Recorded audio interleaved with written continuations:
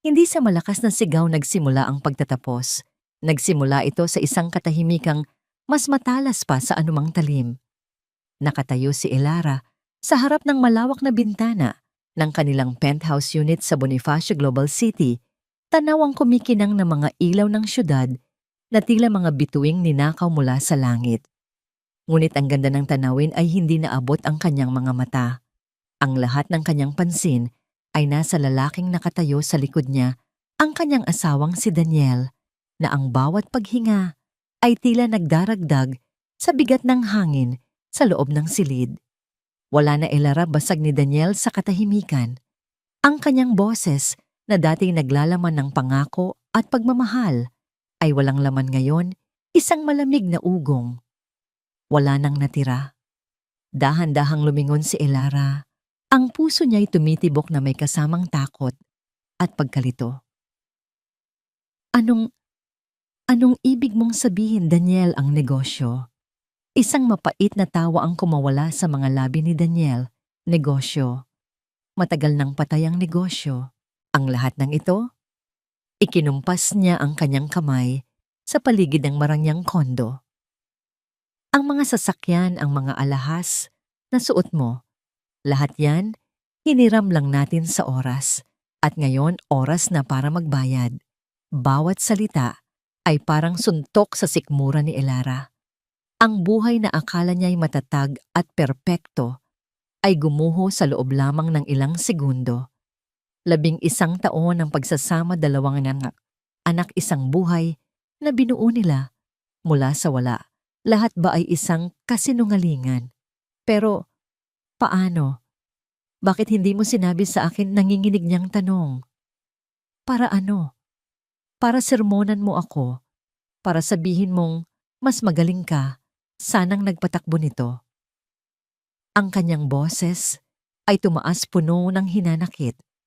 Alam mo, Elara, sawang-sawa na ako sa pagiging perpekto mo, sa pagiging asawa na laging alamang tama.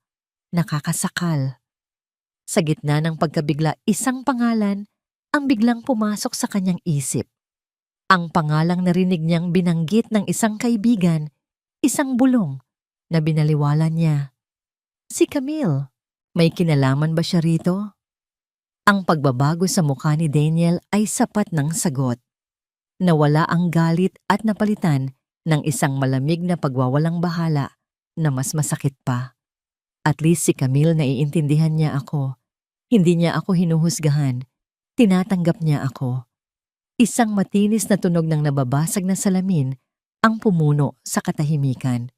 Hindi na malaya ni Elara na ang kanyang kamay ay nanginginig na pala at ang hawak niyang baso ng tubig ay bumagsak at nagkapira-piraso sa mamahaling sahig na gawa sa kahoy. Ang tubig, tulad ng kanyang mga pangarap, ay kumalat at dahan-dahang sinipsip ng sahig. Mama, Papa, bakit po kayo nagsisigawan? Ang maliit na boses ay nagmula sa pintuan ng kwarto. Si Leah, ang kanilang 8 taong gulang na anak na babae, ay nakatayo roon, yakap-yakap ang kanyang teddy bear. Sa likod niya sumisilip ang kanyang 5 taong gulang na kapatid na si Kai, ang mga mata nito'y malaki sa takot. Agad na lumambot ang ekspresyon ni Elara. Lumuhod siya at ibinuka ang kanyang mga braso. Walang problema, anak. Nag-uusap lang kami ng papa niyo.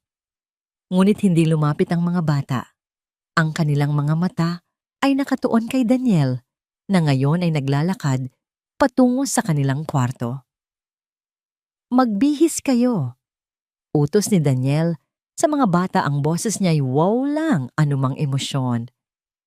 Aalis tayo. Saan tayo pupunta? Tanong ni Elara, tumatayo. Isang masamang kutob ang gumapang sa kanyang dibdib. Daniel, anong ginagawa mo? Isama mo na rin ang mga gamit niyo.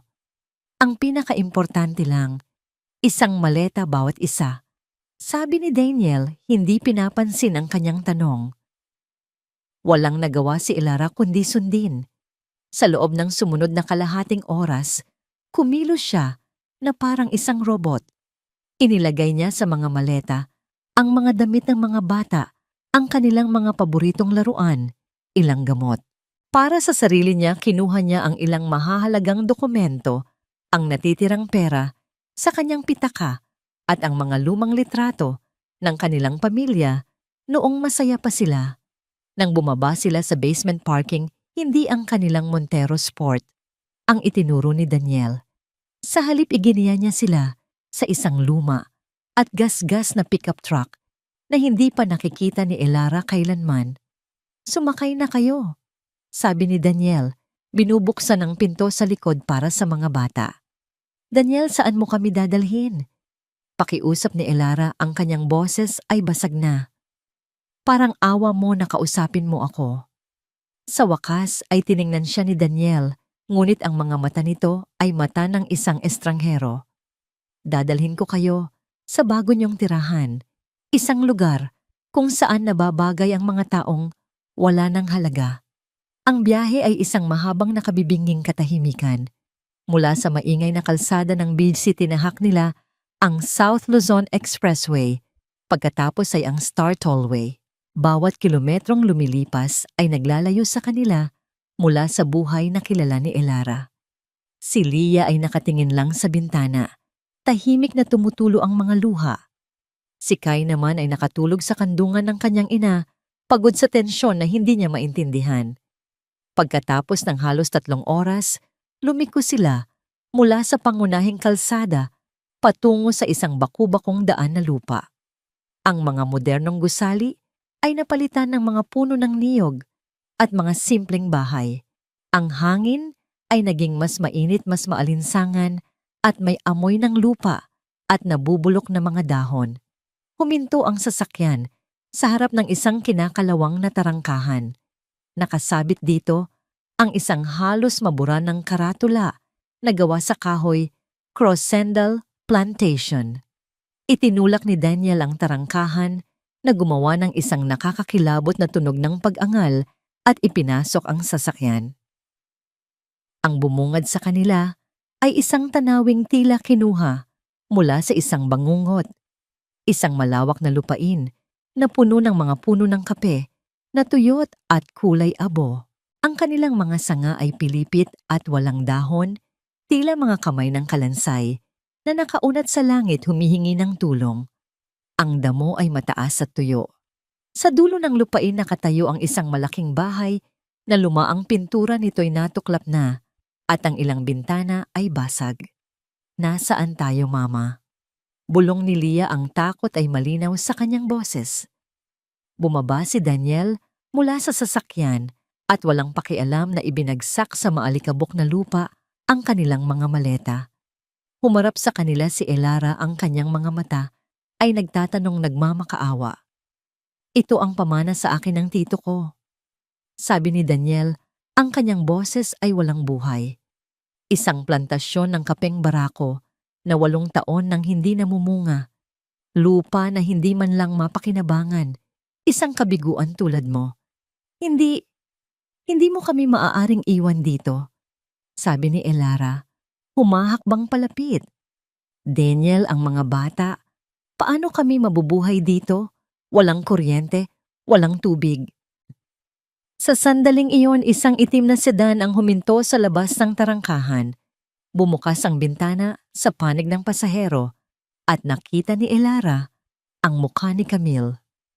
Nakasuot ito ng salamin sa araw, ang kanyang pulang labi ay nakangiti ng may halong awa at tagumpay.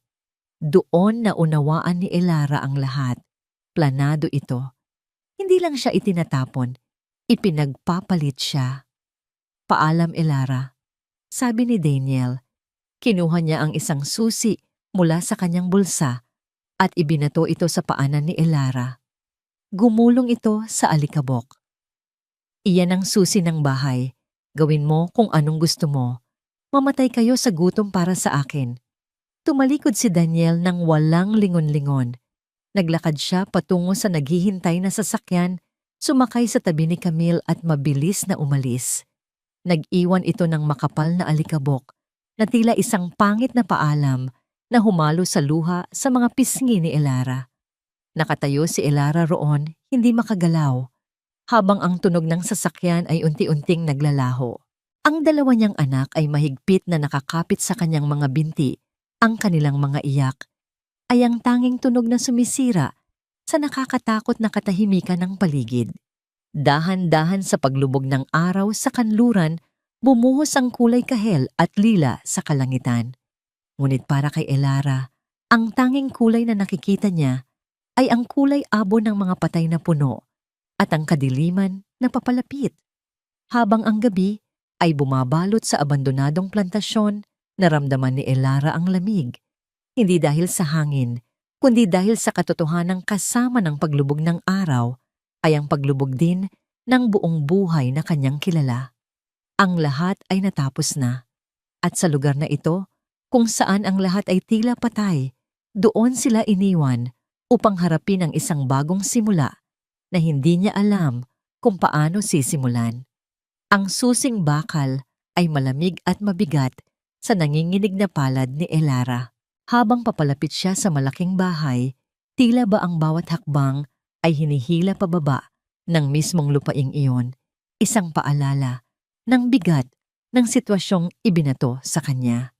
Itinulak niya ang malaking pinto na gawa sa nara at isang malakas na langit-ngit ang umalingaw-ngaw sa katahimikan na parang isang daing mula sa isang matagal nang nakalimutang kaluluwa.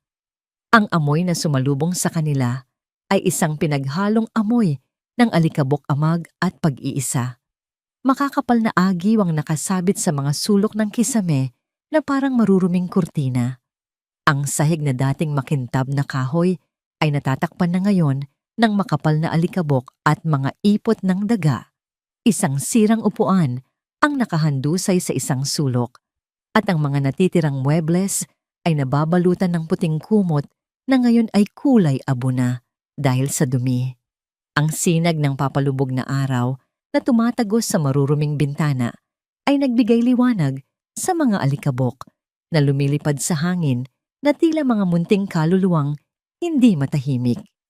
Mama, ayoko po dito. Nakakatakot. Humikbi si Lia, lalong humigpit ang kapit sa binti ng kanyang ina. Niyakap ni Kai ang kanyang mga binti mula sa likod. Ang mukhay nakasubsob sa damit ni Elara, tahimik na nanginginig. Huminga ng malalim si Elara, pilit na nilulunok ang sariling takot. Hindi ito ang oras para manghina. Ang dalawang maliliit na nilalang na ito ay nakadepende sa kanya. Huwag kayong mag-alala, mga anak. Sabi niya, pilit na pinatatag ang kanyang boses. Lilinisin lang natin ito ng kaunti. Magiging maayos din ang lahat. Gagawin nating atin ang lugar na ito. Ngunit habang sinasabi niya ang mga salitang iyon, ang kanyang mga mata ay lihim na sinusuri ang kalagayan ng bahay. Isang malaking sala, isang kusina na may lumang kalan na dekahoy at 2 silid-tulugan. Walang kuryente. Ang mga gripo sa kusina at banyo ay tuyo. Ang gabi ay mabilis na dumarating at wala silang kahit isang kandila.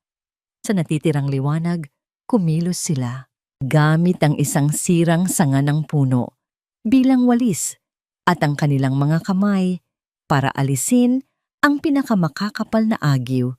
Sinubukan nilang linisin ang isang sulok ng sala. Itinulak nila ang isang lumang sofa sa pader at pinagpag ang alikabok dito gamit ang kumot na dala nila. Ito ang magiging higaan nila. Habang naglilinis isang daga, ang mabilis na dumaan sa kanilang paanan na nagdulot ng malakas na tili mula kay Lia. Nang tuluyang lamunin ng kadiliman ng paligid, naupo silang 3 sa sofa, magkakayakap. Ang tanging liwanag nila ay nagmumula sa buwan na sumisilip sa mga basag na bintana. Ang mga tunog ng gabi sa probinsya na dati romantiko sa kanyang pandinig, noong sila'y nasa syudad ay nakakatakot na ngayon. Ang huni ng mga kuliglig, ang kokak ng mga palaka, at ang paminsan-minsang pagaspas ng mga pakpak sa labas ay tila mga banta sa kanilang kaligtasan. Mama, gutom na po ako. Bulong ni Kai. Doon lamang naalala ni Elara na hindi pa sila kumakain mula pa noong umaga. Kinapa niya ang kanyang bag at natagpuan ang 3 piraso ng natirang biskwit mula sa kanilang biyahe. Pinaghatian niya ito sa 2 niyang anak. Kayo po, Mama. Hindi po ba kayo kakain? Tanong ni Lia iniaabot ang kalahati ng kanyang biskwit. Busog pa ako, anak. Sige na, ubusin niyo na yan. Pagsisinungaling ni Elara habang ang kanyang sikmura ay kumakalam sa gutom. Pinanood niya ang kanyang mga anak na dahan-dahang na maunginuya ang bawat piraso, tinitiyak na walang masasayang.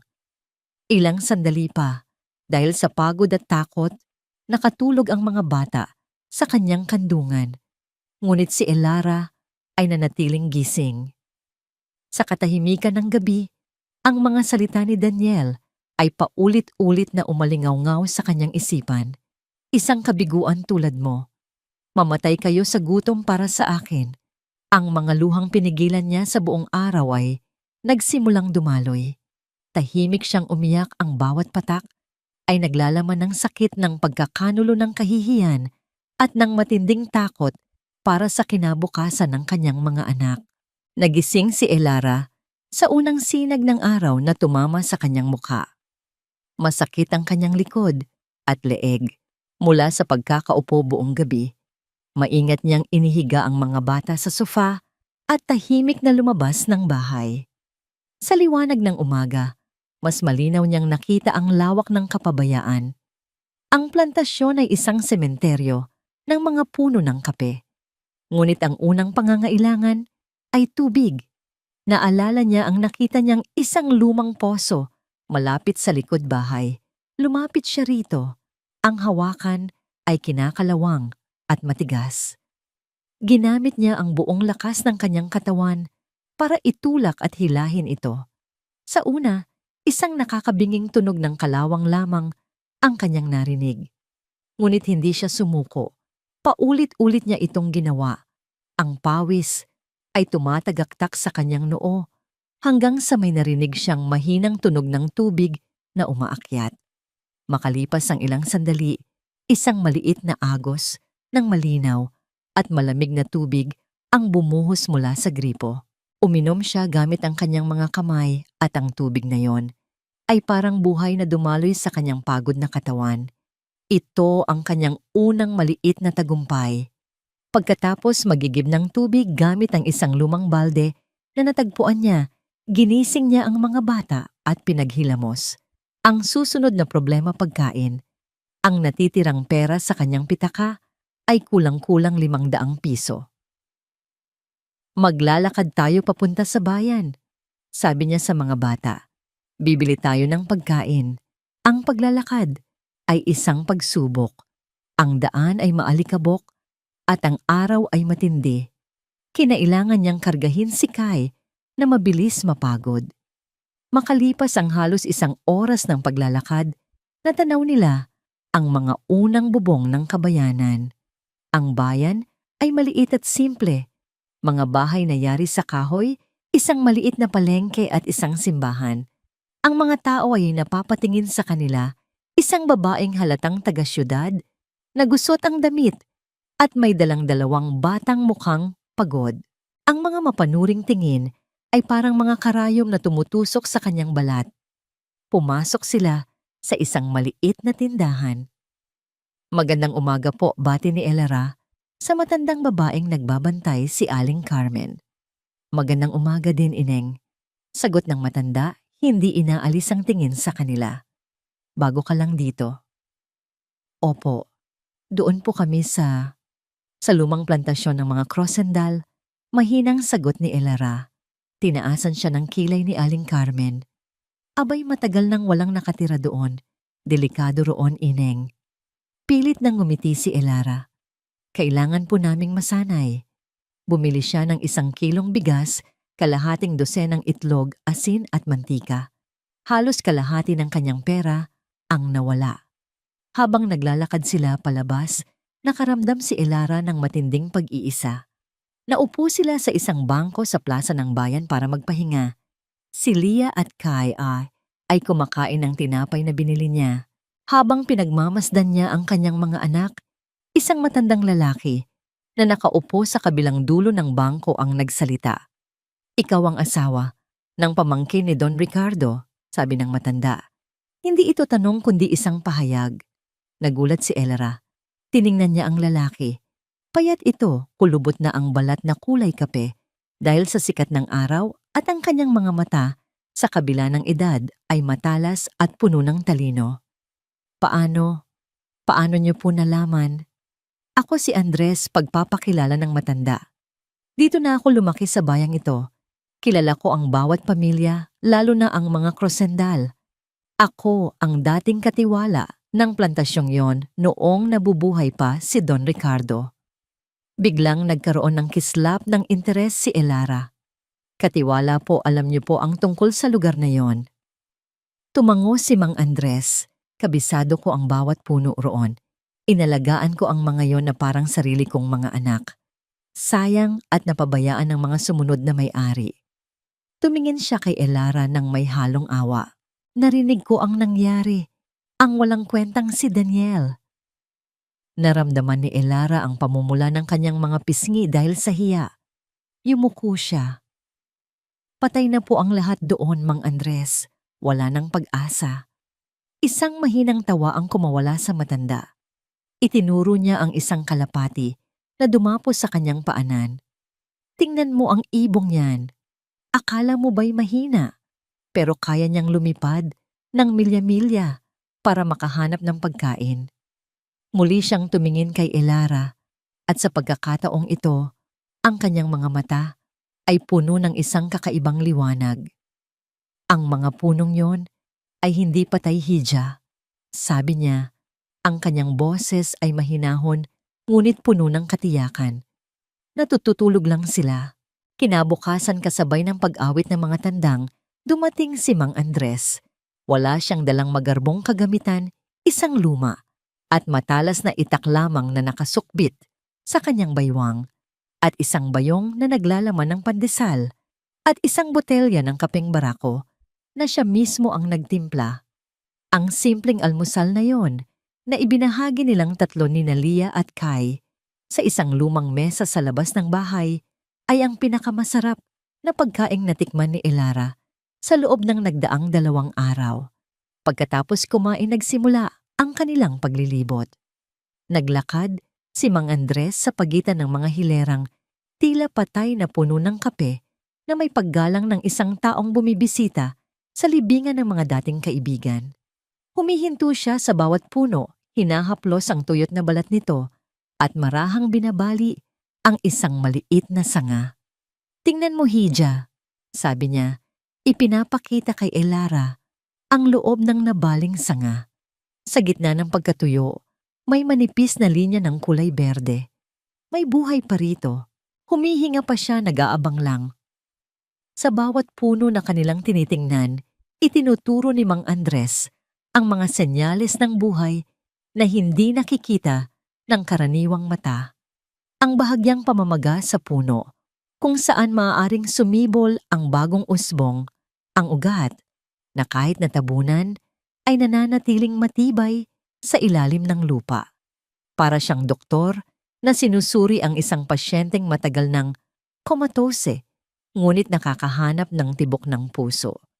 Mahigit kalahati sa mga ito ang kaya nating buhayin muli, deklara niya pagkatapos ng 1 oras na pagsusuri. Pero hindi ito madali. Kailangan ng matinding paglilinis, tamang pagpuputol pataba, at higit sa lahat tubig at pasensya. Isang sinag ng pag-asa ang sumilay sa puso ni Elara. Hindi ito patay na lupa. Ito ay isang lupang natutulog. Ituro niyo po sa akin, Mang Andres. Sabi niya, ang kanyang boses ay may bagong determinasyon. Gagawin ko po ang lahat. Nagsisimula pa lamang ipaliwanag ni Mang Andres ang unang hakbang, ang paglilinis ng mga damo sa paligid ng bawat puno ng isang ugong ng makina na hindi pamilyar ang pumunit sa katahimikan ng umaga. Mula sa daan, isang makintab na itim na SUV na tila hindi nababagay sa bakubakong daan ang dahan-dahang pumasok sa tarangkahan. Huminto ito, ilang metro lamang, mula sa kinatatayuan nila, at ang alikabok na nilikha nito ay tila isang insulto sa kanilang simpleng kapaligiran. Bumukas ang pinto sa panig ng driver At isang babaeng nasa mga huling bahagi ng kanyang edad, 50 ang lumabas. Nakasuot siya ng modernong barut saya na gawa sa mamahaling pinya juicy at ang kanyang leeg at mga braso ay puno ng kumikinang na alahas. Ang kanyang buhok ay nakaayos sa isang perpektong pusod at ang kanyang mukha bagamat may mga linya na ng edad ay may ekspresyon ng pagmamataas at kapangyarihan. Tumingin siya sa paligid mula sa mga tuyot na puno hanggang sa sira-sirang bahay at ang kanyang mga labi ay bumuo ng isang mapanlibak na ngiti. Doña Victoria, bulong ni Mang Andres at naramdaman ni Elara ang biglaang pagbabago sa tindig ng matanda. Mula sa pagiging kalmado naging alerto ito at may bahid ng pag-iingat. Naglakad papalapit ang babae ang kanyang mamahaling sapatos ay walang ingat na tumatapak sa mga tuyong dahon. Ang kanyang mga mata ay hindi man lang lumingon kay Mang Andres. Nakatuon ang mga ito kay Elara, sinusuri siya mula ulo hanggang paa. Kaya pala may kaunting ingay na akong naririnig mula sa kabilang bakod. Sabi ni Doña Victoria ang kanyang boses ay matinis at puno ng paghamak. May mga daga na palang nagbahay sa abandonadong lupain na ito. Naramdaman ni Elara ang pag-init ng kanyang mga pisngi. Sino po sila? Ako si Victoria Crosendal Delgado. Ang asawa ko ang pinsan ng yumaong si Ricardo. Sagot niya binibigyang diin ang bawat pangalan na para bang mga titulo ito. At ang buong lambak na ito, ikinumpas niya ang kanyang kamay, ay teritoryo ko. Tumingin siya kay Mang Andres. At ikaw matanda, anong ginagawa mo rito? Hindi ba't matagal na kitang sinisante? Tinutulungan ko lamang po si Elara. Magalang ngunit. Matatag na sagot ni Mang Andres. Elara ulit ni Doña Victoria tila dinidilaan ang pangalan. Oo. Ikaw ang asawa ng walang kwentang si Daniel. Ang basurang galing Maynila na itinapon dito ng asawa niya. Bawat salita ay parang isang sampal. Naramdaman ni Elara na nanliit siya sa ilalim ng mapanuring tingin ng babae. Gusto niyang magtago, gusto niyang takpan ang kanyang mga anak, na ngayon ay sumisilip mula sa pinto ng bahay, ang mga matay puno ng takot. Huwag kang mag-alala, Hija. Patuloy ni Doña Victoria na may huwad na awa. Naiintindihan ko ang kalagayan mo. Isang senyorita na nasanay sa karangyaan, biglang itinapon sa basurahan. Hindi ka nababagay dito. Hindi mo alam kung paano magpatulo ng pawis. Lumapit pa ito at ngayon ay amoy na ni Elara ang mamahaling pabango nito, isang amoy na lalong nagpatingkad sa agwat ng kanilang mga mundo. Kaya narito ako para mag-alok ng solusyon, sabi ni Doña Victoria. Sumenya siya sa kanyang draper na nag-abot sa kanya ng isang makapal na brown envelope. Binuksan niya ito at inilabas ang isang makapal na bungkos ng tig-1,000 piso. Benta mo na sa akin ang lupang ito. 10 ektarya ng patay na lupa. Bibigyan kita ng 100,000 piso. Cash. Inihagis ni Doña Victoria ang pera sa lupa sa pagitan nila ni Elara. Ang mga perang papel ay kumalat sa maalikabok na lupa na parang mga tuyong dahon. Iyan na ang pinakamalaking halaga na makukuha mo para sa basurahang ito. Kunin mo na ang pera, bumalik ka sa Maynila at humanap ka ng ibang lalaking bubuhay sa'yo. Nakatitig si Elara sa perang nakakalat sa lupa. 100,000 piso.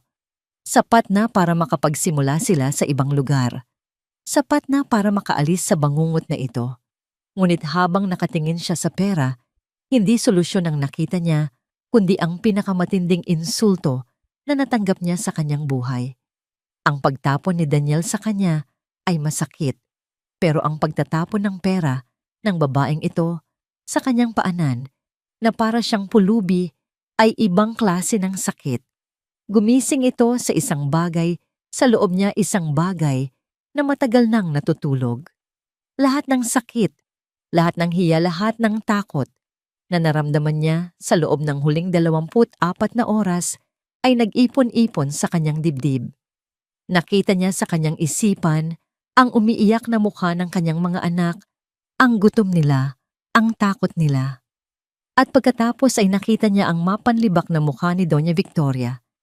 Dahan-dahan itinaas ni Elara ang kanyang ulo. Ang kanyang mga mata ay hindi na nagpapakita ng takot. Malamig ang mga ito, mapanganib. Sa kanyang tabi ay may isang balde na puno ng maruming tubig. Ang tubig na ginamit nila kanina para basain ang lupa upang hindi gaanong maalikabok. Nang walang anumang babala, kinuha ni Elara ang balde. Sa isang mabilis at malakas na kilos, ibinuhos niya ang laman nito. Isang malakas na pagbuhos ng maruming tubig ang sumalpok sa mamahaling barot saya ni Doña Victoria. Ang putik at maliliit na dahon ay dumikit sa kanyang dibdib. Ang tubig ay tumulo. Mula sa kanyang perpektong buhok, sinisira ang kanyang kolorete. Ang katahimikan na sumunod ay nakabibingi. Maging si Mang Andres ay napaatras sa gulat. Si Doña Victoria ay nakatayo roon, hindi makagalaw sa pagkabigla, bago dahan-dahang tumingin sa kanyang basang damit. At pagkatapos ay kay Elara. Ang kanyang mukha ay namula sa matinding galit. "Hayop ka!" Sigaw niya, ang kanyang boses ay naging isang matinis na tili. "Wala kang modo. Paano mo nagawa ito sa akin?" Hindi natinag si Elara. Itinapon niya ang walang lamang balde sa lupa. Ito ay gumawa ng isang malakas na kalabog. Humarap siya kay Doña Victoria at sa unang pagkakataon, mula nang iwan siya ni Daniel, naramdaman niya ang kapangyarihan sa kanyang sariling boses. "Umalis ka sa lupa ko." Sabi ni Elara, ang bawat salita ay mariin at nagliliyab sa galit na ngayon lang niya naramdaman. "Pagsisisihan mo ito." Banta ni Doña Victoria, nanginginig sa galit habang naglalakad pabalik sa kanyang sasakyan. "Sisiguraduhin kong hindi ka magtatagal dito. Luluhod ka sa harapan ko at magmamakaawang bilhin ko ang lupang ito." Mabilis na pumasok sa SUV ang babae at iniutos sa driver na umalis. Mabilis itong umikot at humarurot palayo, nag-iwan ng mas makapal na alikabok kaysa kanina. Naiwan si Elara na nakatayo, ang kanyang buong katawan ay nanginginig hindi sa takot, kundi sa adrenaline. Ang kanyang puso ay kumakabog ng malakas sa kanyang dibdib. Tumingin siya kay Mang Andres, nag-aabang ng pagkadismaya, ngunit ang nakita niya sa mga mata ng matanda ay isang bagay na iba, isang kislap ng paghanga. Doon sa gitna ng mga patay na puno, habang ang banta ng isang makapangyarihang kaaway ay nakabitin sa hangin, naramdaman ni Elara ang isang bagay na bago. Oo, takot pa rin siya. Oo, wala pa rin siyang kasiguraduhan. Ngunit sa ilalim ng lahat ng yon, isang maliit na apoy ang nagsimulang magliyab. Isang apoy ng paglaban. Maaring iniwan siya ng kanyang asawa para mamatay. Maaring minamaliit siya ng buong mundo. Pero hindi na siya tatayo na lamang at tatanggapin ito. Ang pagbuhos ng maruming tubig na yon ay hindi lamang isang kilos ng galit. Ito ay isang deklarasyon. Hindi siya aalis. Lalaban siya. Ang pag-asa ay isang buto, ngunit ang pawis ang siyang nagpapalago dito. Nalaman ito ni Elara sa pinakamahirap na paraan. Ang mga sumunod na araw ay naging isang walang tigil na siklo ng pagbabanat ng buto mula sa pagsikat hanggang sa paglubog ng araw. Ang kanyang mga kamay, na dati sanay lamang sa paghawak ng mga libro at pag-aalaga sa mga bata, ay naging kasangkapan niya sa pakikipaglaban sa kalikasan. Si Mang Andres ang kanyang naging gabay. Sa umaga, itinuturo niya kay Elara ang tamang paraan ng paghawak ng itak para linisin ang makakapal na damo at mga gumagapang na baging na pumupulupot sa mga puno ng kape. Dahan-dahan lang, hijab, paalala ng matanda. Igalang mo ang talim at igagalang ka rin nito. Bawat galaw ay may layunin.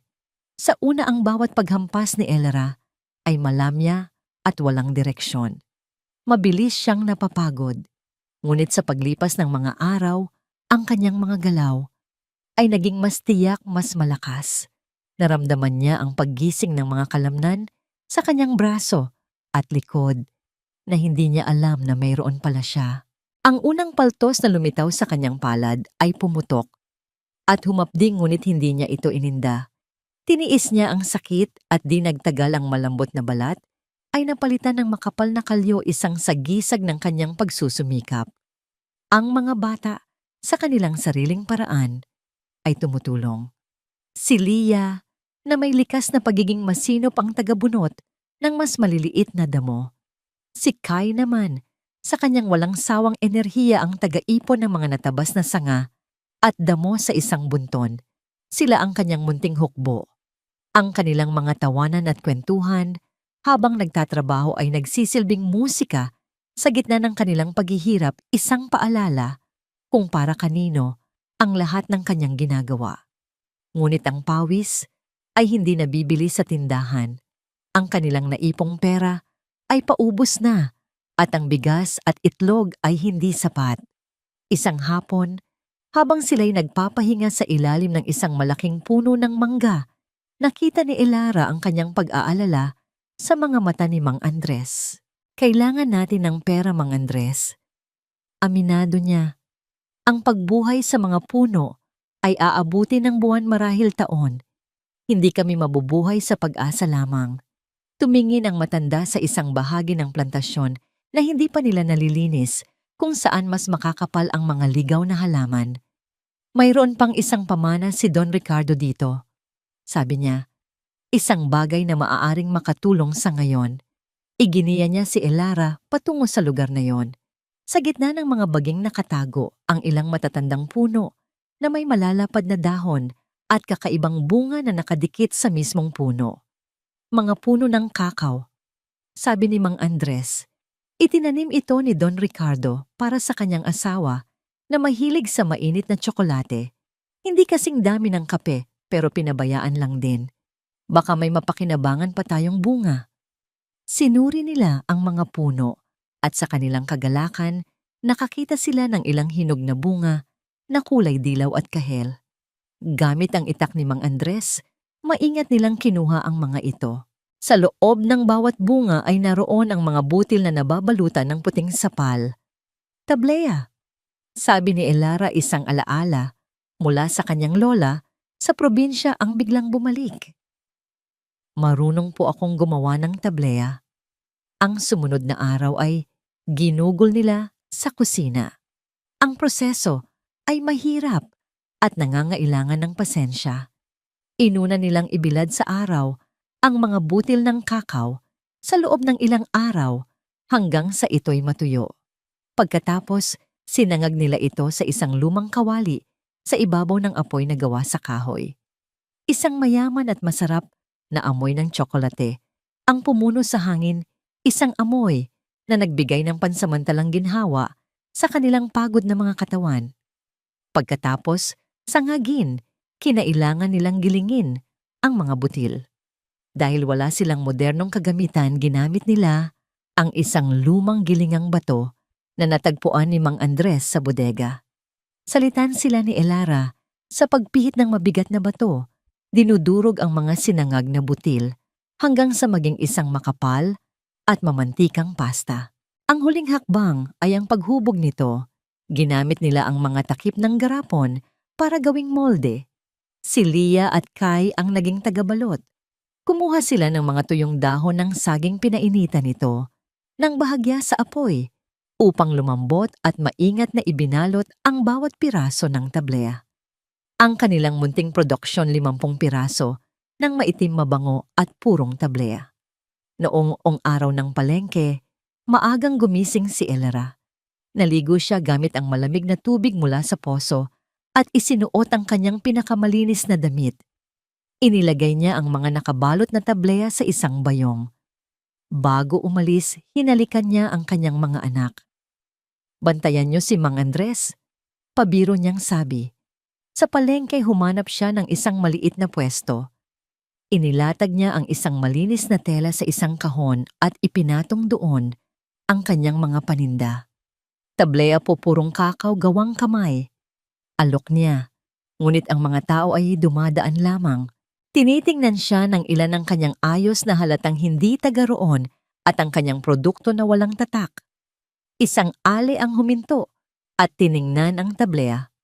Magkano isa? Tanong nito. 20 piso po sa mo, sagot ni Elara. Tinaasan siya ng kilay ng ale. Ang mahal naman, doon sa kabila 15 lang at umalis na ito. Lumipas ang 1 oras, 2 oras, ang araw ay tumaas at uminit. Ang pag-asa ni Elara ay unti-unting nalulusaw kasabay ng init. Nagsimula siyang maniwala na tama, si Doña Victoria. Hindi siya nababagay dito, isa siyang kabiguan. Nang malapit na siyang sumuko at iligpit ang kanyang paninda, isang babae na nasa mga 30 anyos ang huminto sa kanyang pwesto. Simple lang ang suot nito, ngunit malinis at mayroon siyang matalinong mga mata.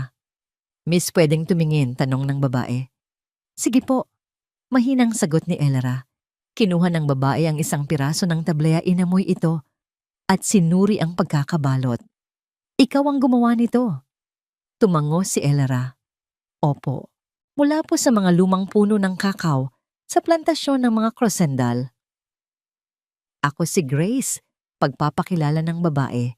May-ari ako ng maliit na kapihan dito sa bayan.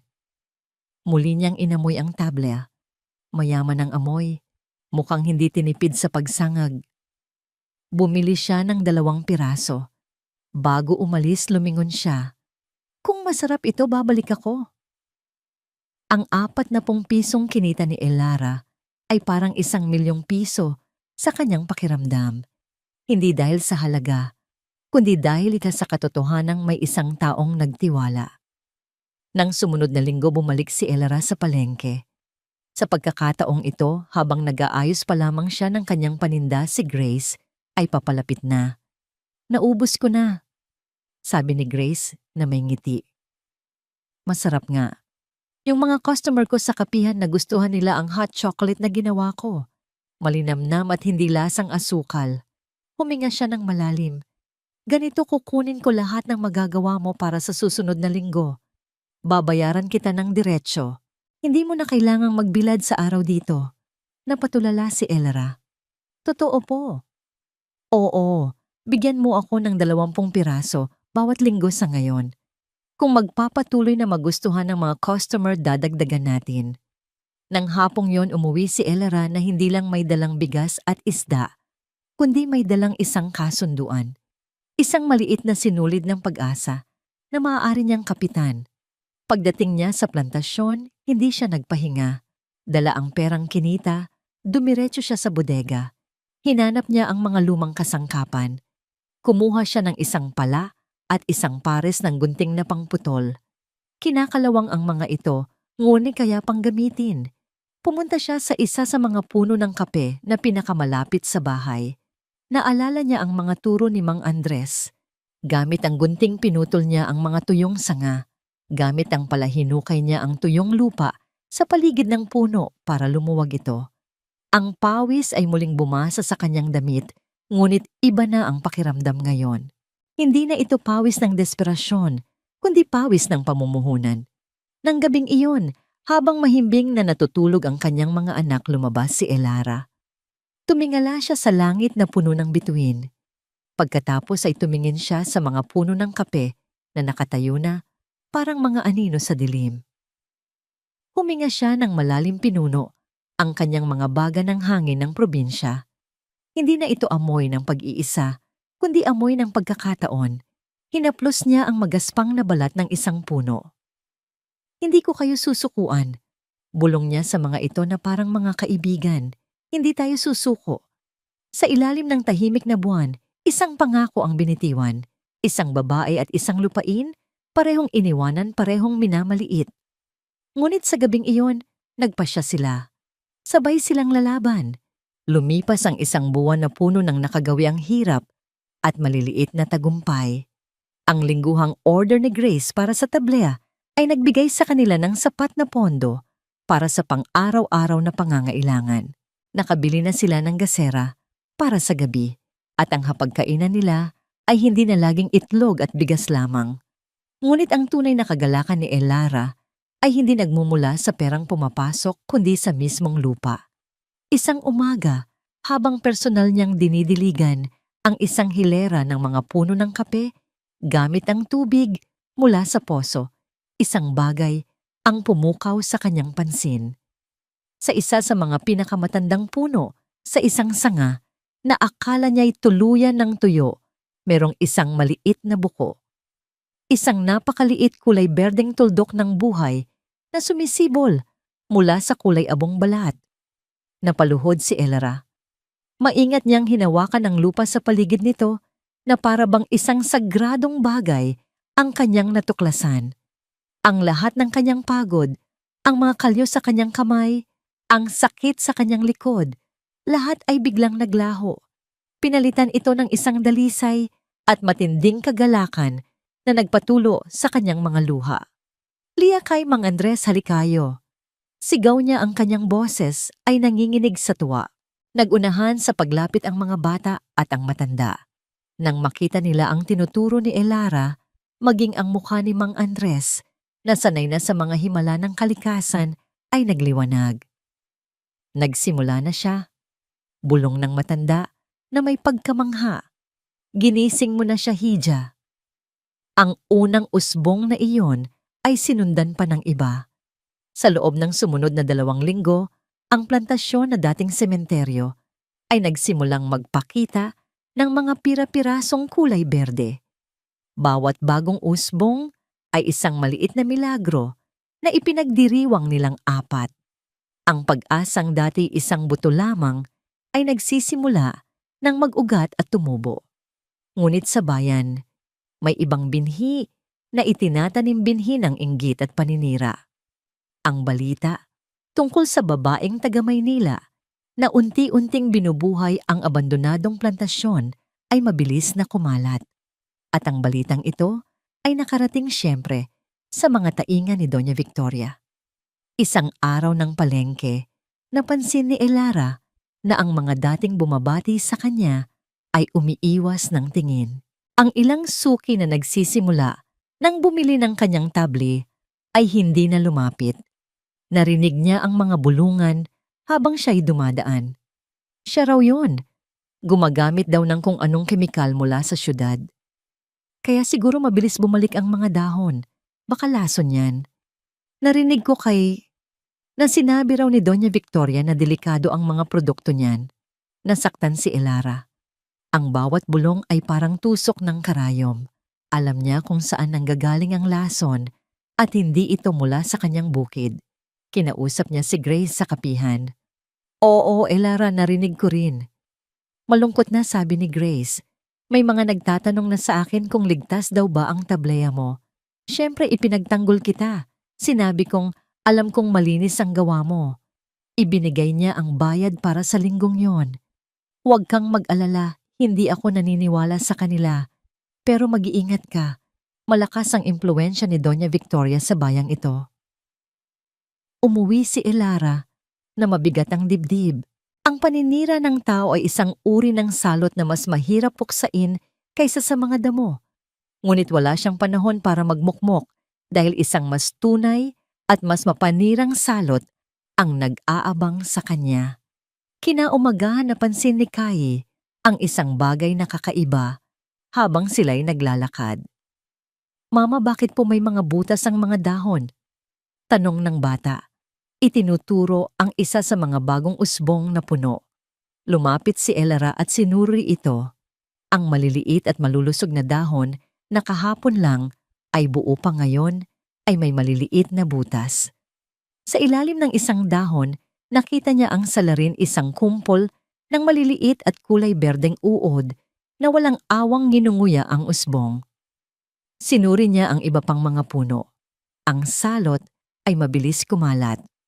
Halos isang buong hilera, ang pinakamatatag nilang mga puno, ay pinipestahan na. Ang mga uod ay nasa lahat ng dako, isang tahimik na hukbo na sumisira sa kanilang pinaghirapan.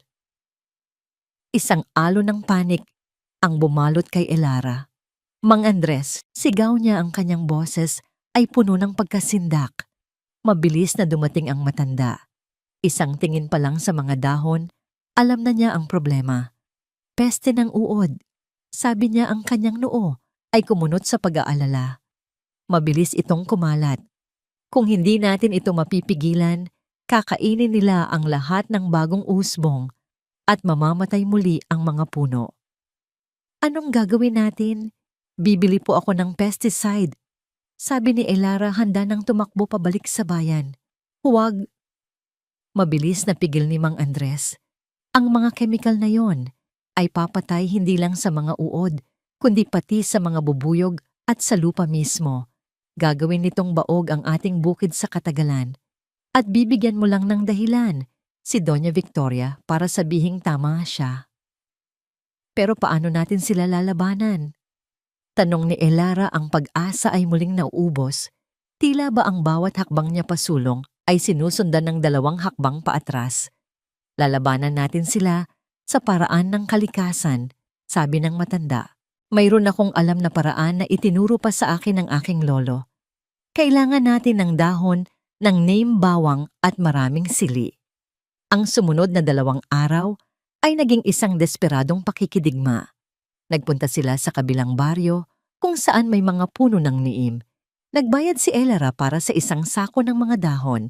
Sa bayan ipinagbili niya ang natitirang alahas na dala niya mula sa Maynila, isang simpleng gintong kwintas para makabili ng maraming bawang at sili. Sa ilalim ng gabay ni Mang Andres, ginawa nila ang kanilang sariling organikong pestisidyo. Dinikdik nila ang mga dahon ng neem bawang at sili sa isang malaking lusong hanggang sa maging pinong-pino. Ibinabad nila ito sa tubig sa loob ng isang gabi. Ang resulta ay isang mabaho, ngunit mabisang solusyon. Gamit ang mga lumang sprayer na nakita nila sa bodega, sinimulan nila ang kontraopensiba.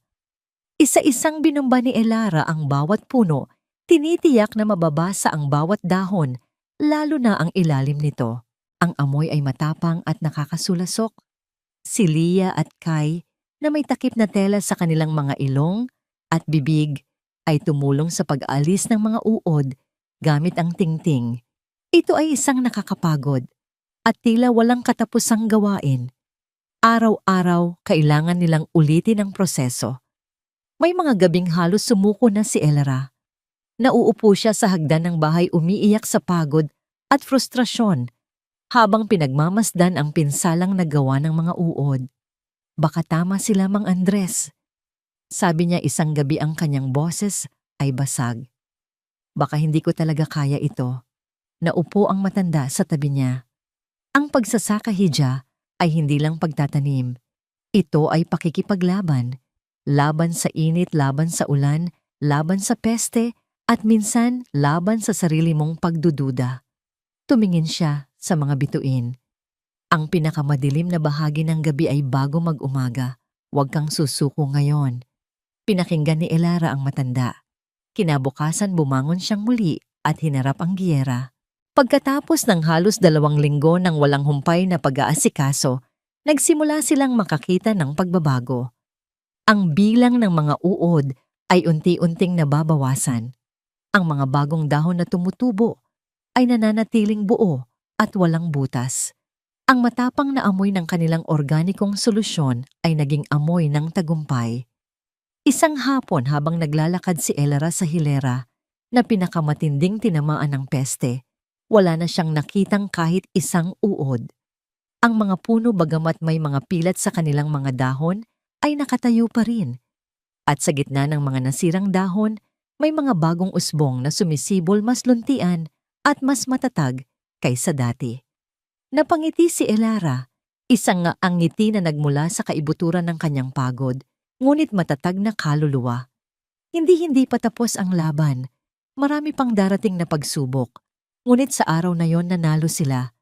Pinatunayan niya sa kanyang sarili na kaya niyang protektahan ang kanyang bukid hindi gamit ang lason, kundi gamit ang pasensya at karunungan. Natuklasan niyang hindi lang siya nakikipaglaban sa mga peste sa kanyang halamanan, kundi pati na rin sa mga pesteng naghahasik ng tsismis sa bayan. At sa parehong laban, isa lang ang kanyang sandata, ang katotohanan ng kanyang pinaghirapan. Pagkatapos ng digmaan, laban sa salot, ang sumunod na mga buwan ay nagdala ng isang uri ng pinagpalang katahimikan. Ang mga puno na para bang nagpapasalamat sa pag-aalaga ni Elara ay nagsimulang magpakita ng kanilang tunay na ganda. Ang dating mga kalansay na sanga ay nabalutan na ngayon ng makakapal at malalabay na berdeng dahon. Ang buong plantasyon ay nagkaroon ng bagong hininga. Hindi na ito sementeryo, kundi isang nursery na puno ng pangako. Ang organikong pestisidyo na gawa sa neem at sili ay naging regular na bahagi ng kanilang ritual. Natutunan ni Elara na ang pag-iwas ay mas mabuti kaysa sa paglunas. Bawat linggo nililibot niya ang bukid dala ang kanyang sprayer na parang isang sundalong nagbabantay sa kanyang nasasakupan. Isang araw ng Agosto, sa gitna ng banayad na ambon, tinawag siya ni Mang Andres. Mayroon itong kakaibang ngiti sa kanyang mga labi. Itinuro niya ang isang sanga ng puno ng kape. Doon sa pagitan ng mga dahon, nakasabit ang isang kumpol ng maliliit at kulay berdeng bunga. Ang unang bunga, sabi ni Mang Andres ang kanyang boses, ay puno ng paggalang. Para kay Elara, ang mga maliliit na bungang yon ay mas mahalaga kaysa sa anumang diamante. Sila ang katibayan. Ang patunay na ang lahat ng kanyang pawis dugo at luha ay hindi nasayang. Ito ang simula ng katuparan ng isang pangarap na minsan ay tila imposible. Lumipas ang mga buwan. Ang mga berdeng bunga ay dahan-dahang lumaki at nagbago ng kulay mula sa dilaw, naging kahel hanggang sa naging isang malalim at makintab na pula. Ang mga sanga ng puno ay bahagyang yumuko dahil sa bigat ng kanilang mga biyaya. Isang umaga ng Disyembre, idineklara ni Mang Andres, panahon na. Ang araw ng unang ani ay isang pagdiriwang. Hindi sila marami, ngunit ang kanilang puso ay puno ng pasasalamat. Si Elara, Mang Andres Lia at Kai, bawat isa ay may dalang bayong na yari sa yantok. Tandaan nyo, paalala ni Mang Andres, ang pipitasin lang natin ay yung mga hinog na parang dugo sa pula. Ang mga yan ang pinakamatamis at pinakamabango. Maingat nilang sinimulan ng pag-aani. Ang bawat pagpitas ay ginagawa ng may pag-iingat na parang mga hiyas ang kanilang hawak. Ang tunog ng mga bungang nahuhulog sa bayong ay parang musika. Nagkaroon sila ng paligsahan kung sino ang makakapuno ng bayong at ang tawanan ng mga bata ay umalingaw-ngaw sa buong plantasyon. Sa tanghali, naglatag sila ng banig sa ilalim ng puno ng mangga at pinagsaluhan ang isang simpleng pananghalian na inihanda ni Elara. Habang kumakain, pinagmasdan niya ang mga bayong na puno ng pulang bunga ng kape. Hindi ito isang malaking ani kumpara sa mga malalaking plantasyon tulad ng kay Doña Victoria, marahil ay sapat lang para sa ilang sako. Ngunit para sa kanila ito ang pinakamayamang ani sa buong mundo. Ang mga sumunod na linggo ay inilaan sa proseso pagkatapos ng ani. Una ang pagpapatuyo. Inilatag nila ang mga bunga sa malalaking bilao sa ilalim ng sikat ng araw. Gabi-gabi, kailangan nilang ipasok ang mga ito upang hindi mahamugan. Pagkatapos ng ilang linggo, nang ang mga balat ay kulubot na at ang mga butil sa loob ay kumakalansing kapag inalughanda na ito para sa susunod na hakbang ang pag-aalis ng balat. Ito ay isa pang mano-manong gawain.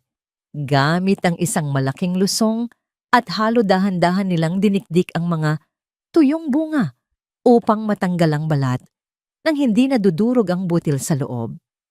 Ang alikabok mula sa proseso ay makati sa balat, ngunit tiniis nila. Sa wakas naroon na sila mga butil ng kapeng barako. Kulay berde abo matigas at nagtataglay ng pangako ng isang pambihirang lasa. Ang pinakahihintay na araw ay ang pagsangag. Sa isang malaking itim na kawali, sa ibabaw ng apoy, na dekahoy sinimulan ni Mang Andres ang pagsangag. Si Elara ay nakaupo sa tabi niya, masugid na nagmamasid at natututo. Ang sikreto ay nasa tuloy-tuloy na paghalo, paliwanag ng matanda, at sa pakikinig. Pakikinig, Mang Andres. Oo, pakinggan mo ang tunog ng mga butil. Sa una tahimik. Pagkatapos, maririnig mo ang unang pagputok parang popcorn. Iyan ang senyales na lumalabas na ang halimuyak. Pagkatapos ng pangalawang pagputok, mas mabilis at mas marami doon mo na kailangang mag-ingat. Ilang segundo lang ang pagitan ng perpektong sangag at sunog na kape. Habang hinahalo ang mga butil, isang napakabango at napakayamang amoy ang nagsimulang kumalat sa hangin. Ito ay amoy ng lupa, ng tsokolate, ng kaunting prutas at ng pag-asa. Napapikit si Elera ni Namnam ang bawat singhap. Ito ang amoy ng kanyang tagumpay. Nang maabot na nila ang isang malalim at madilim na kulay kape, mabilis nilang inalis ang kawali sa apoy at ibinuhos ang mga butil sa isang malinis na bilao upang lumamig. Kinabukasan dinala ni Elara ang isang maliit na bag ng bagong sangag na kape sa kapihan ni Grace. Ang kaba sa kanyang dibdib ay mas matindi kaysa noong una siyang nagbenta ng tablea. Ito na ang huling pagsubok. Elara, ano yan? Masayang bati ni Grace, ang unang ani. Sabi ni Elara, ang kanyang boses ay halos pabulong. Agad na kumuha si Grace ng gilingan. Ang tunog ng paggiling pa lamang ay nagpakalat na ng napakabangong amoy sa loob ng kapihan. Ang ilang customer na naroon ay napalingon. Nagtimpla si Grace ang 2 tasa gamit ang pour-over method, isang paraan na nagpapalabas ng tunay na lasa ng kape. Inabot niya ang 1 tasa kay Elara. Nanginginig ang kamay ni Elara nang kunin niya ito. Sabay silang humigop. Isang pagsabog ng lasa. Malakas at matapang, tulad ng kapeng barako na dapat, ngunit mayroon itong kakaibang linamnam, isang pahiwatig ng tsokolate at isang bahagyang tamis sa dulo. Hindi ito mapet. Ito ay mayaman, komplikado at puno ng karakter. Napatingin si Elara kay Grace. Ang mga mata ni Grace ay nanlalaki sa pagkamangha. Elara, sabi niya, ang kanyang boses ay puno ng paghanga. Ito ang pinakamasarap na barako na natikman ko sa buong buhay ko. Isang customer na nakarinig ay lumapit. Pwedeng patikim, Grace. Binigyan siya ni Grace ng isang maliit na tasa. Humigop ang lalaki at napapikit. Saan galing to? Ang sarap. Sa sandaling iyon, alam na ni Elara. Nagtagumpay siya. Bago umuwi si Elara, pinigilan siya ni Grace. Elara, kailangan nating itong bigyan ng pangalan. Hindi lang basta kapeng barako. Espesyal ito. Naupo sila at nag-isip. Maraming pangalan ang lumabas, ngunit walang tila tama. Ano ba ang ibig sabihin ng kapeng ito para sa'yo? Tanong ni Grace. Para sa akin, nagsimulang magsalita si Elara. Ito ay isang pangarap. Isang pangarap na akala ko'y imposible. Isang panaginip na naging totoo. Hiraya, bulong ni Grace. Napatingin si Elara. Ano kay hiraya? Isang lumang salitang Tagalog. Ang ibig sabihin ay ang bunga ng iyong mga pangarap, pag-asa at imahinasyon. Hiraya, manawari. Sana matupad ang iyong mga pangarap. Nagkatinginan sila at pareho silang napangiti. Iyon na iyon, perpekto. Kape, hiraya. Sabi ni Elara, at ang mga salita ay tila tama at angkop sa kanyang dila. Kinagabihan umuwi si Elara, hindi lang dala ang papuri, kundi isang kasunduan. Gustong bilhin ni Grace ang lahat ng kanyang unang ani at gusto niyang eksklusibong ibenta ang kape hiraya sa kanyang kapihan na may isang maliit na karatula na nagsasabi sa kwento nito. Nang gabing iyon, habang ang kanyang mga anak ay natutulog, kumuha si Elara ng isang piraso ng uling mula sa kalan. Sa isang malinis na piraso ng tabla na nakuha niya sa bodega, maingat niyang isinulat ang 2 salita, Kape Hiraya. Tinitigan niya ang kanyang gawa. Hindi lang ito isang pangalan, ito ay isang pag-angkin, isang deklarasyon. Hindi na siya ang babaeng iniwan, hindi na siya ang kabiguan. Siya si Elara, ang ina ni Nalia at Kai. Ang magsasaka, Ang tagalikha ng Kape Hiraya. Ang balita tungkol sa bagong kape na muling nabuhay ay nagsimulang kumalat sa bayan hindi dahil sa tsismis kundi dahil sa lasa nito na hinahanap-hanap sa kapihan ni Grace. Hindi pa niya alam, ngunit hindi lang siya nagbebenta ng kape. Nagbebenta siya ng isang kwento. At ang kwentong iyon ay nagsisimula pa lamang. Ang kasunduan nila ni Grace ay higit pa sa isang simpleng bentahan. Ito ang naging batong panulukan para sa pagsibol ng kanilang munting negosyo. Ang paunang bayad ni Grace para sa buong unang ani ay nagbigay kay Elara ng kapital na hindi niya inakalang magkakaroon siya ng ganoon kabilis.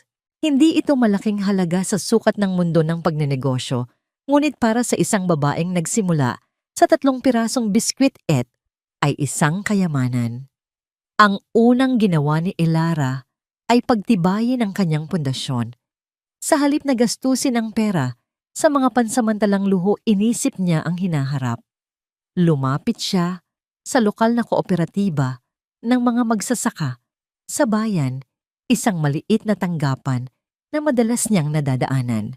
Dala ang kanyang libro de kwenta, isang simpleng notebook kung saan nakatala ang lahat ng kanyang gastos at kita mula sa tablea at ngayon sa kape at isang sample ng Kape Hiraya.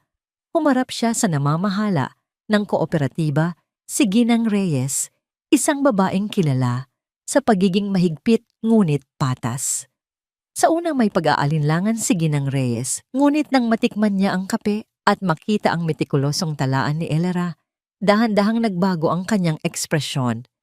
May potensyal ka, Hija, sabi niya. Nakikita ko ang dedikasyon mo. Hindi humingi si Elara ng malaking pautang.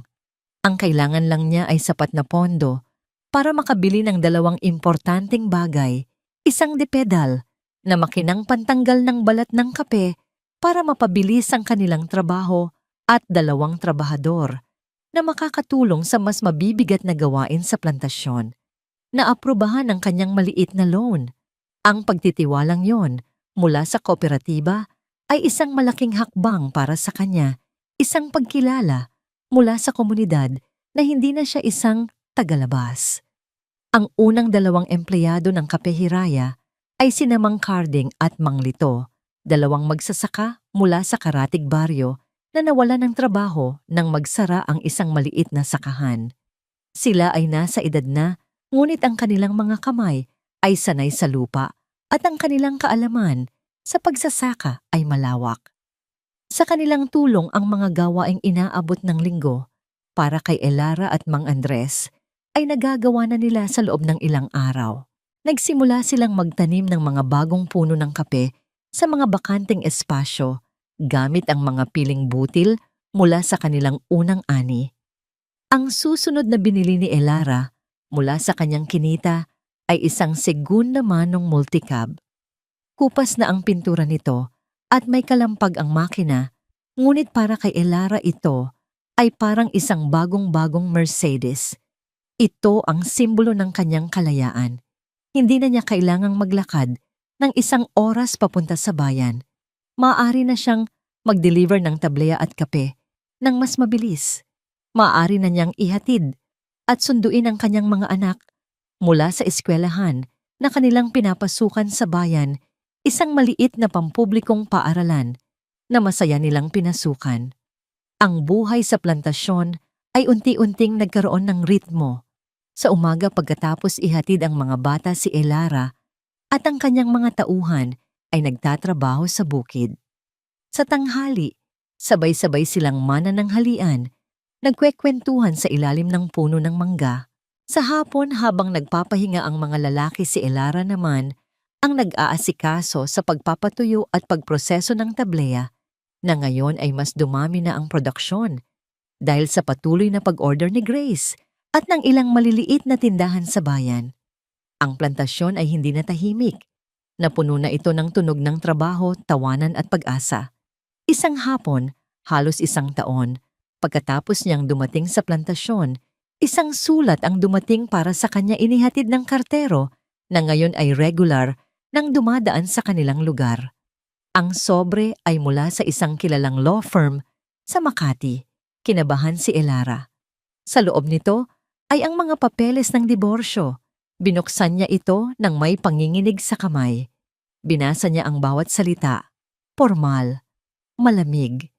Nakasaad doon na si Daniel ang nag-file ng petisyon at bilang bahagi ng kanilang kasunduan, isinasalin sa kanya ang buong pagmamay-ari ng abandonadong lupain sa Batangas dahil wala itong halaga sa merkado.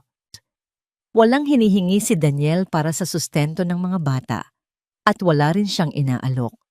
Sa ilalim ng mga legal na termino, may isang maikling sulat kamay mula kay Daniel. Pirmahan mo na lang. Pakakasalan ko na si Camille. Napatingin si Elara sa labas ng bintana. Mula sa kanyang kinauupuan, tanaw niya ang mga hilerang luntian ng puno ng kape. Tanaw niya sina Mang Carding at Mang Lito na nag-aararo sa isang bagong bahagi ng lupa. Tanaw niya ang multicab na nakaparada malapit sa bahay. Narinig niya ang tawanan ni Lia at Kai na naglalaro sa bakuran. Walang halaga sa merkado. Isang mapait na ngiti ang sumilay sa kanyang mga labi.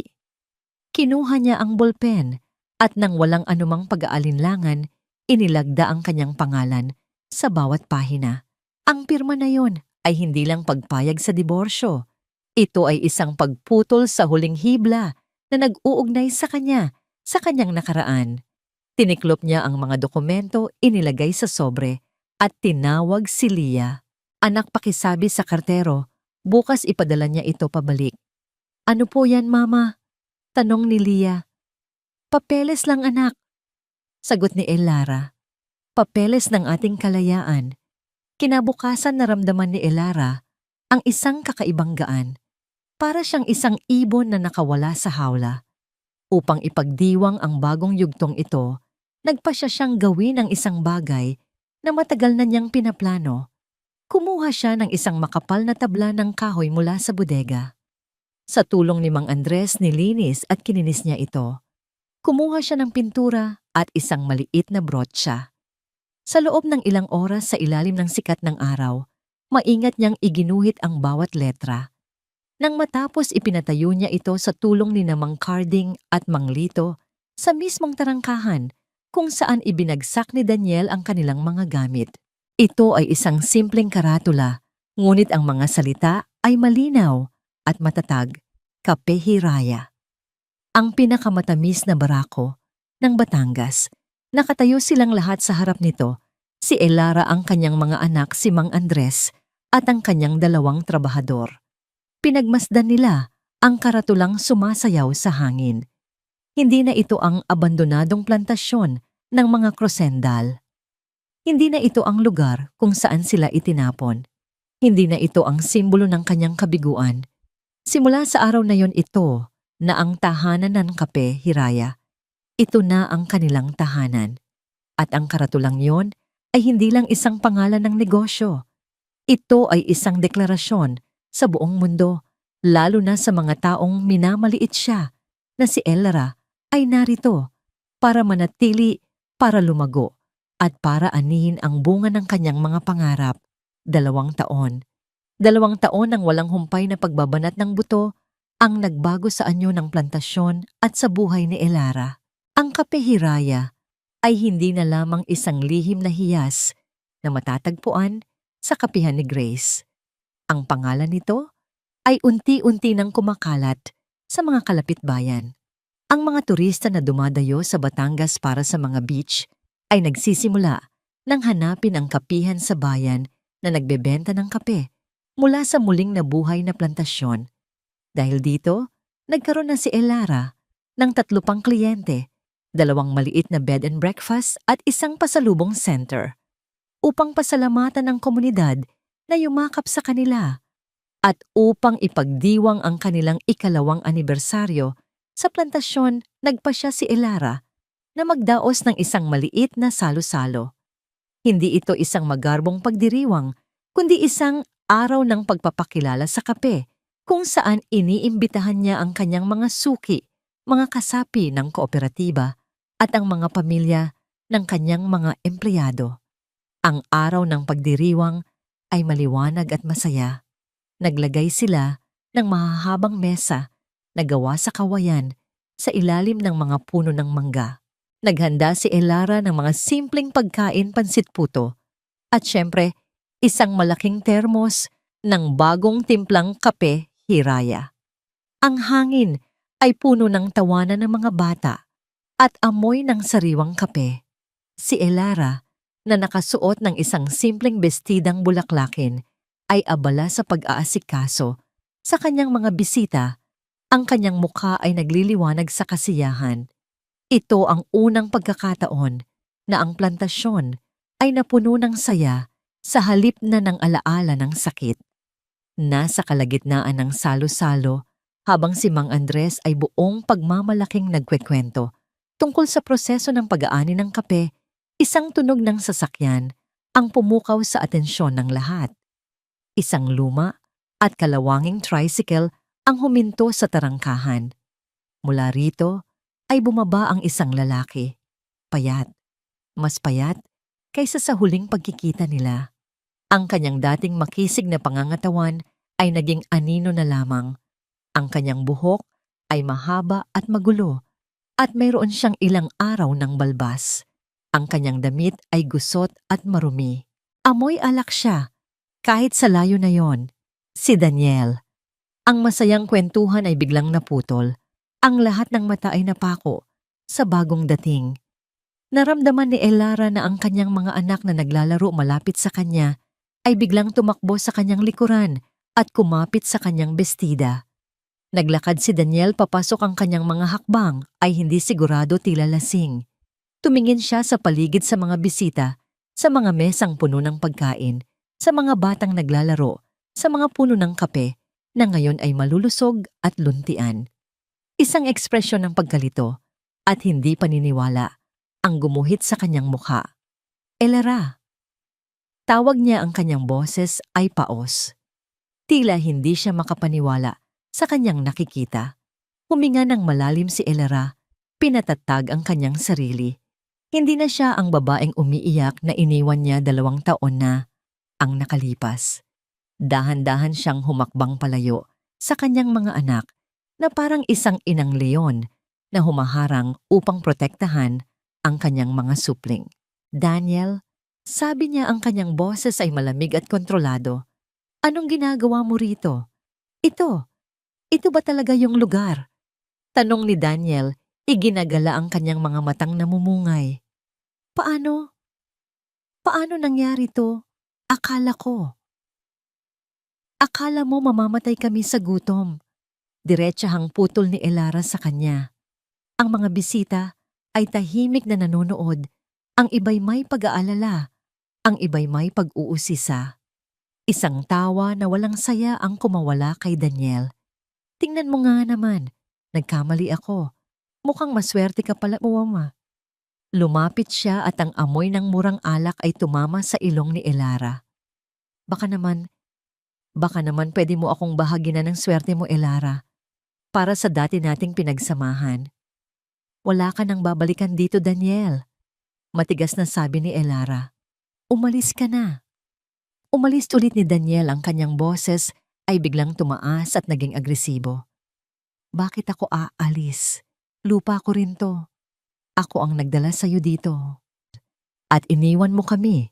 Sagot ni Elara, ang kanyang boses ay nagsisimula na ring tumaas puno ng 2 taong naipon na sakit at galit. Iniwan mo kami na walang-wala. Walang pagkain, walang tubig, walang kuryente. Nasaan ka noong umiiyak ang mga anak mo dahil sa gutom? Nasaan ka noong nagkakasakit sila dahil sa hirap? Hindi mo naiintindihan. Sigaw ni Daniel. Niloko ako ni Camille. Kinuha niya lahat. Naubos ang pera ko. Wala na akong matirhan. Wala na akong trabaho. Ang kanyang mga salita ay puno ng paghihinagpis sa sarili, ngunit walang anumang pagsisisi para sa pamilyang sinira niya. At sa tingin mo, problema ko pa yan. Naramdaman ni Elara ang pag-akyat ng init sa kanyang pisngi. Ang lahat ng pagtitimpi niya ay unti-unting nawawala. Elara pakiusap. Nagbago ang tono ni Daniel, naging nagmamakaawa. Sinubukan niyang abutin ang kamay ni Elara. Bigyan mo ako ng pangalawang pagkakataon. Magsisimula tayo ulit. Dito. Tayong apat. Ang mga salitang yun ang sumira sa huling hibla ng kanyang pagpipigil. Ang pagiging makapal ng mukha ng lalaking ito na pagkatapos silang itapon na parang basura ay babalik na lang na parang walang nangyari at aakto na may karapatan pa siya ay hindi na niya matanggap. Ang lakas ng loob mong bumalik dito pagkatapos mo kaming itapon na parang basura. Sumabog si Elara. Ang kanyang boses ay umalingaw-ngaw sa buong plantasyon, pinatahimik ang huni ng mga kuliglig. Tapos na kami sa'yo, Daniel. Tapos na ako sa'yo. Sa kanyang desperasyon, hinawakan ni Daniel nang mahigpit ang braso ni Elara. Hindi makinig ka sa akin. Kailangan ko ng tulong mo. Kailangan ko ng pera. Iyon na yon, ang huling insulto. Sa isang iglap ang lahat ng takot na naramdaman niya noon ay napalitan ng dalisay na galit. Sa isang mabilis at malakas na kilos na hindi niya alam na kaya niyang gawin, hinila niya ang kanyang braso at itinaas ang kanyang kamay. Isang malutong na tunog ng sampal ang bumasag sa tensyonadong katahimikan. Napahawak si Daniel sa kanyang pisngi, ang kanyang mukha ay nagpapakita ng gulat at sakit. Ang lakas ng sampal ay nagpatumba sa kanya sa lupa. Ang mga bisita ay napasinghap. Nakatayo si Elara, ang kanyang dibdib ay mabilis na tumataas baba, ang kanyang kamay ay namamanhid pa. Nakatingin siya sa lalaking nakahandusay sa lupa. Ang lalaking minsan niyang minahal, ang ama ng kanyang mga anak, na ngayon ay isang kaawa-awang estranghero na lamang. Hindi niya ito pinagsisihan. Sa halip naramdaman niya ang isang kakaibang paglaya. Mangkarding manglito. Sigaw ni Elara, ang kanyang boses ay puno ng awtoridad na ngayon lang narinig ng lahat. Guwardiya, palayasin ang basurang ito sa pamamahay ko. Agad na lumapit ang dalawang matipunong trabahador.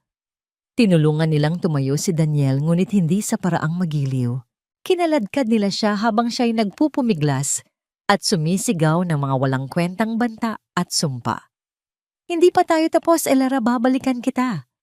Pinanood ni Elara habang isinasakay nila si Daniel pabalik sa tricycle at itinutulak ito palayo sa kanyang lupain, palayo sa kanyang buhay hanggang sa mawala ito sa may kurbada ng daan.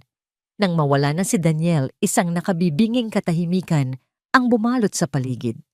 Ang lahat ng bisita ay nakatingin sa kanya. Dahan-dahan lumingon si Elara upang harapin sila. Ang kanyang buhok ay bahagyang nagulo, may mga luha ng galit sa gilid ng kanyang mga mata, ngunit ang kanyang tindig ay matatag. Pasensya na kayo sa napanood ninyo. Sabi niya, ang kanyang boses ay bahagyang nanginginig, ngunit malinaw. Ang ilan pong multo mula sa nakaraan ay mahirap talagang palayasin. Walang nagsalita sa una. Pagkatapos isang tao ang nagsimulang pumalakpak. Si Grace. Sinundan ito ng isa pa, pagkatapos ay isa pa hanggang sa ang buong lugar ay napuno ng palakpakan. Hindi ito palakpak para sa isang iskandalo. Ito ay palakpak ng paghanga at respeto para sa isang babaeng tumindig para sa kanyang sarili.